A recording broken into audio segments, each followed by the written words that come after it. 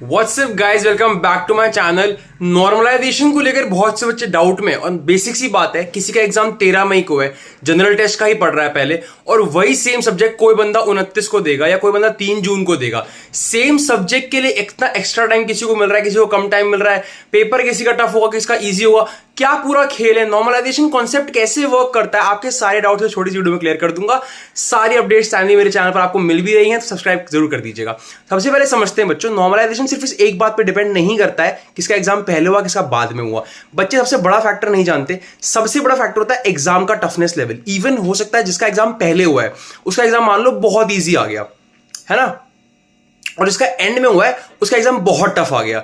इस केस में जिसका पहले हुआ है ना, उल्टा उसके ही मार्क्स काटे जाएंगे।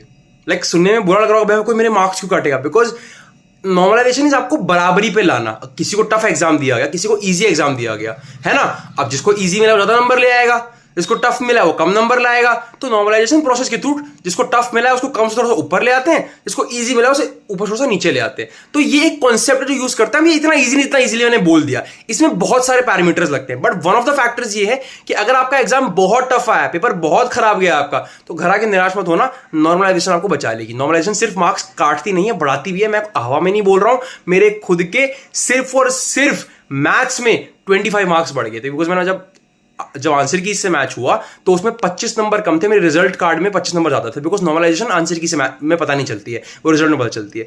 तो 20-25 नंबर बढ़ता है, लेकिन ओवरऑल 40-50 नंबर कट ही गए थे, तो बात खराब ही हो गई। बिकॉज बाकी सब्जेक्ट्स में मेरे नॉर्मलाइजेशन की वजह से मार्क्स काट दिए गए थे।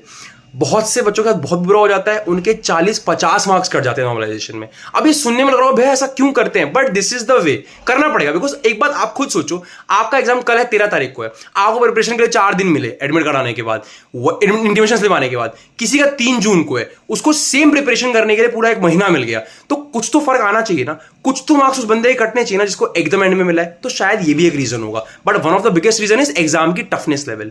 आपकी शिफ्ट में कितना टफ आया, उसकी शिफ्ट में कितना ईजी आया। अगर उनका बहुत टफ कर दिया, जिनका पेपर बाद भले ही बहुत एंड में है पर उनकी टफनेस बहुत बढ़ा दी, तो उनकी भी ज्यादा मार्क्स नहीं काटेंगे, चाहे उनको एक्स्ट्रा टाइम ही क्यों ना मिला, और टफनेस बढ़ा दी गई ना। तो इस हिसाब से भी ध्यान होगा। बाकी एक बहुत सिंपल तरीका होता है नॉर्मलाइजेशन से बचने का। सिंपल तो नहीं, सुनने में शायद आपको लगेगा गुस्सा ही आ जाए, बट नॉर्मलाइजेशन से बचने का सिर्फ एक ही तरीका है, आप फुल मार्क्स ले आओ। आपका पेपर अगर सबसे आसान आया है, सबसे आसान, लेकिन आपके तो कटने ही चाहिए नॉर्मलाइजेशन में, तब भी अगर आप उस सबसे आसान पेपर में फुल ले आते हो ना, तो जिनके मार्क्स फुल आते हैं उन पर नॉर्मलाइजेशन अप्लाई नहीं होती। क्यों नहीं होती? बिकॉज उस पर तो ये केस लग गया ना कि इस बच्चे को सब आता है। तो अगर इसने आसान में सब सही कर दिए, आसान में भी कुछ मुश्किल क्वेश्चन होते हैं ना, वो भी इसने गलत नहीं किए, तो ये मुश्किल में भी कर लेता। तो जो फुल ले आते हैं उन्हें 100% माना जाता है और उनके मार्क्स नहीं काटे जाते। बट अगर आपके मार्क्स 250 में से 240 आ गए, बहुत आसान पेपर था आपका, तो हो सकता है आपके कट के 200 पे आ जाए, 180, 190, 210 पे भी आ सकता है। नॉर्मलाइजेशन होगी बिकॉज बहुत ज्यादा शिफ्ट में गैप है, बहुत लंबा गैप है। एग्जाम्स की टफनेस भी किसी के लिए ज्यादा, किसी के लिए कम होगी।